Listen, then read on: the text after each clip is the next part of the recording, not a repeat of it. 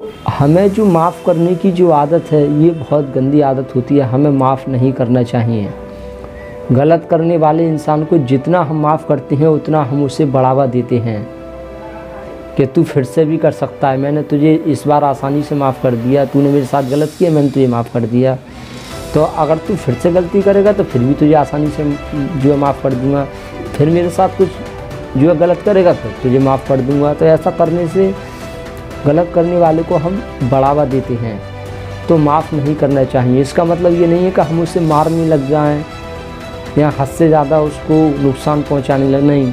उस इंसान से दूरी बना लो, बात ही मत करो, उसको खो दो। ऐसे उसे समझने लग जाओ कि तू मेरे लिए मर चुका है, तू अब नहीं है, तुझसे अब कोई वास्ता नहीं रहेगा, मेरा कोई तुझसे संबंध नहीं रहेगा। ऐसा उसके साथ रहने लग जाओ। नज़रअंदाज करो, बात मत करो। उसे ऐसा दिखा दो कि अगर वो बहुत ज़्यादा ही माफ़ी मांग रहा है, किसी हद तक वो गिर चुका माफ़ी मांग रहा है, मुझे माफ़ कर दो, मैं ऐसा नहीं करूँगा आपके साथ, चाहे कुछ भी हो जाए मैं ऐसा नहीं करूँगा।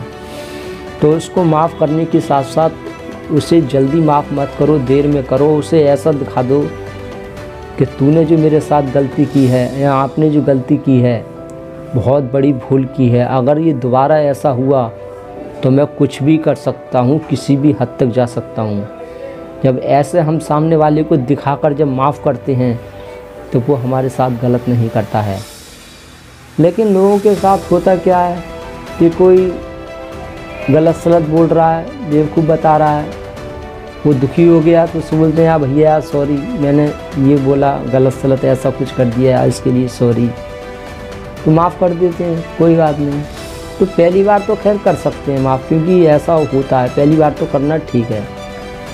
अब माफ़ कर दिया, कुछ दिनों बाद वो फिर से वही गलती दोहरा रहा है, फिर से वो गलत कर रहा है।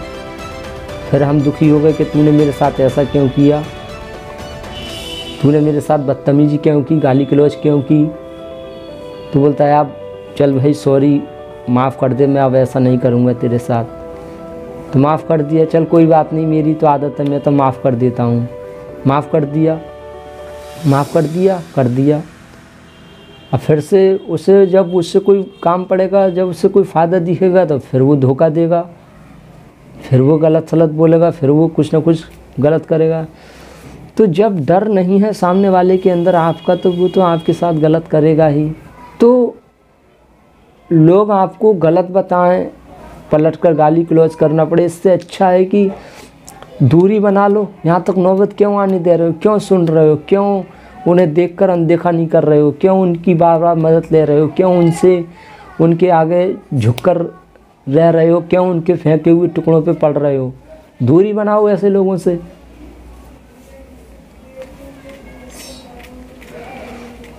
जब ऐसा आप करेंगे ना तो शुरू में तो लगेगा कि और ज़्यादा मैं परेशानी में पड़ रहा हूँ, मेरी तो कोई समस्या दूर नहीं हो रही है, ऐसा आपको लग सकता है। लेकिन आप जब इसको ध्यान रखते हैं और इसको लंबे समय तक करते हैं, इसको समझ जाते हैं, तो आपको एक ऐसी शांति और एक ऐसा खुशी मिलना शुरू हो जाएगी जो आप समझ जाएंगे कि हाँ ये सबसे बड़ी ताकत है। तो हम उम्मीद करते हैं आपको समझ में आया होगा कि हमने क्या समझाने का प्रयास किया। Thank you very much.